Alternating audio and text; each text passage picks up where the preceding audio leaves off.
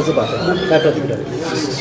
हा महाराष्ट्रातील एकनाथ शिंदे साहेबांवरचा जो विश्वास प्रत्येक पक्षातल्या लोकांना वाटतो आहे की एकनाथ शिंदे साहेब सक्षमपणे या राज्याचं नेतृत्व करू शकतात, त्याचंच द्योतक हे आहे की आज उभाटाचे 6 खासदार एकनाथ शिंदे साहेबांवर विश्वास ठेवून आमच्या बाळासाहेब ठाकरेंच्या शिवसेनेमध्ये या ठिकाणी प्रवेश करीत आहेत. म्हणजे मूळ पक्षात ते घरवापसी करत आहेत. आणि महाराष्ट्रभर आपण पाहतात की प्रत्येक जिल्ह्यामध्ये अशा प्रकारे आमदार, माजी आमदार, खासदार हे सगळेच लोक शिवसेना पक्षामध्ये पक्ष प्रवेश करीत आहेत. प्रत्येकाला विश्वास आहे की एकनाथ शिंदे साहेब या राज्याचं भलं करू शकतात, विकास करू शकतात, सगळ्यांना सांभाळू शकतात, किंबहुना तेवढी क्षमता त्यांच्यामध्ये आहे आणि त्याचा परिणाम आपण आज पाहतो. हो, संजय राऊत म्हणतात की तेवढ्याच 50 कोटी रुपयातच हे सगळे विकल्या गेले आहेत आणि त्याचे 15 कोटी रुपये रात्री त्यांना ॲडव्हान्स मिळाला. किंवा संजय राऊत किंवा त्यांचे नेते उभाटाचे हे घर सोडत नाहीत. जेवढे लोक बाहेर केले त्या प्रत्येकाचं हेच दुखणं आहे की मातोश्रीवर आम्हाला विचारलं जात नाही, आमच्या मतदारसंघातले प्रश्न सोडवले जात नाही, आम्हाला वेळ दिला जात नाही. म्हणजे मी तर हा स्पष्ट आरोप करेल की यांच्यामध्ये पक्षाचे कार्यकर्ते सांभाळण्याची क्षमता नाही, पक्ष सांभाळण्याची क्षमता नाही. पक्षांकरता जीव तोडावा लागत असतो, जीव द्यावा लागत असतो, फिरावं लागत असतं, बाहेर पडावं लागत असतं. आता मातोश्रीमध्ये ते शिल्लक राहिलेलं नाही आणि त्याच्यामुळे स्वतःचं म्हणजे काय त्याला आपण कुकर्तृत्व लपवण्यासाठी आपण काहीच पक्षाच्या लोकांच्या कामात येत नाही आणि म्हणून पक्षाचे लोक नाराज झाले की सरळ फक्त पैशाचा आरोप करणं हा त्या संजय राऊतचा धंदा आहे. हे काही एकदा नाही घडलं, राज्यामध्ये हे अनेकदा घडलेलं आहे. पण 5-50 लाखात लाख मुलाची सोन्यासारखी माणसं ही कमवता येत नाही, संजय राऊतला समजलं पाहिजे. शेवटी जेवढे काही खासदार ते बाळासाहेब ठाकरेंच्या विचाराचे आहेत आणि आज ते घरवापसी करत आहेत. तुम्ही तुमचं कर्तृत्व म्हणजे ते काय तुमच्यामध्ये कर्तृत्व जे नाही आहे ते लपवण्याकरता तुम्ही अशा प्रकारचे आरोप करतात. आज एकीकडे एकनाथ शिंदे साहेबांचं कर्तृत्व दिसतं आणि म्हणून लोक त्या ठिकाणी प्रभावी होऊन आपल्या पक्षामध्ये इकडे येत आहेत.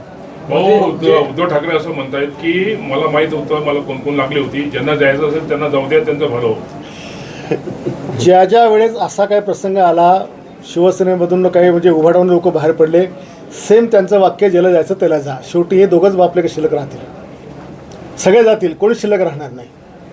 अरे पण तू का जातोस, तुझं दुखणं काय आहे, तुझी व्यथा काय आहे, का तू असं करून राहिला? कमीत कमी आपुलकीचा प्रेमाचा हात खांद्यावर टाकून विचारलं तर पाहिजे.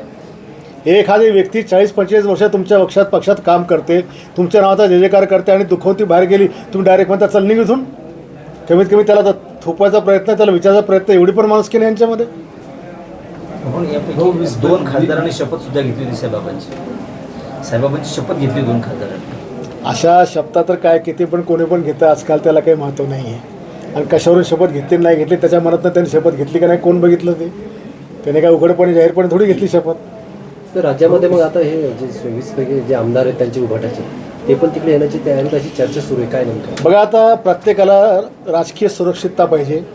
ज्या मायबाप जनतेने निवडून दिलं त्या जनतेची कामं त्याला करायची असतात. ती कामं करताना सत्तेचा मार्ग महत्त्वाचा असतो आणि किती दिवस आपण नुसतं विरोधात बोलून त्या ठिकाणी काम करणार आहे.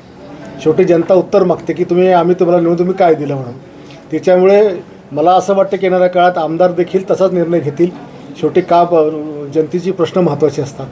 भाऊ, जे आमदार किंवा खासदार पक्ष सोडून चालले त्यांना नाव न घेता संजय राऊतांनी असली शिवगाळ केली. हो, मग मागे काय केलं? बायका मरून पळून जातील, हे मरून जातील, यांचे अपघात होतील, शिवाय संजय राऊतला येतच काय? आणि ते शिवाय त्याला उलटे पडून आलेले आहेत. कोणी थांबायला तयार नाही आहे. कोणाच्या अशी शिवाय दिल्यानंतर काय कोणाला काही भोकं पडत नसतात. याच्याशिवाय काय?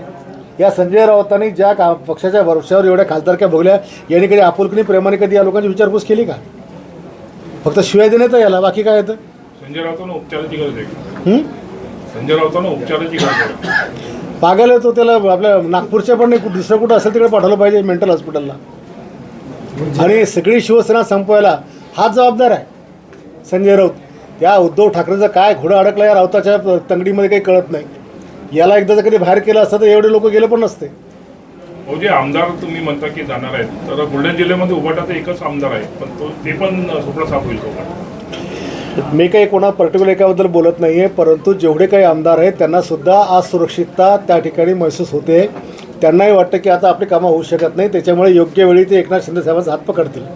हो, ज्या पद्धतीने शिंदेसाहेब राज्यामध्ये सहानुभूतीपूर्वक या लोकांना आधार देत आहेत, जे लोक नाराज आहेत, तसं आपल्या जिल्ह्यातही जे एक आमदार आहेत त्यांना तुम्ही आधार देणार आहात, त्यांच्या मनामध्ये जी खतखत चालू आहे ते तुम्ही हेरणार आहात? सगळेच शिवसेनेचे एकनाथ शिंदे साहेबांसोबत जेवढे शिवसेनेची टीम आहे प्रत्येकजण यामध्ये सक्रिय आहे. आम्ही आमचा पक्ष वाढवायच्या प्रयत्नामध्ये आहोत. तो पक्ष कोणाचा प्रवेश घेऊन असो, नवीन पक्ष शाखा तयार करणं असो का आणखी कोणी घेऊन असो, आम्हाला आमचा धर्म आहे शिवसेना पक्ष वाढवणे महाराष्ट्रावर, आणि ज्या ज्या पद्धतीने आम्हाला तो वाढवायचा आहे तो आम्ही वाढवतो आहे. राज्यामध्ये आता एकीकडे जे फडणवीसचं सरकार आहे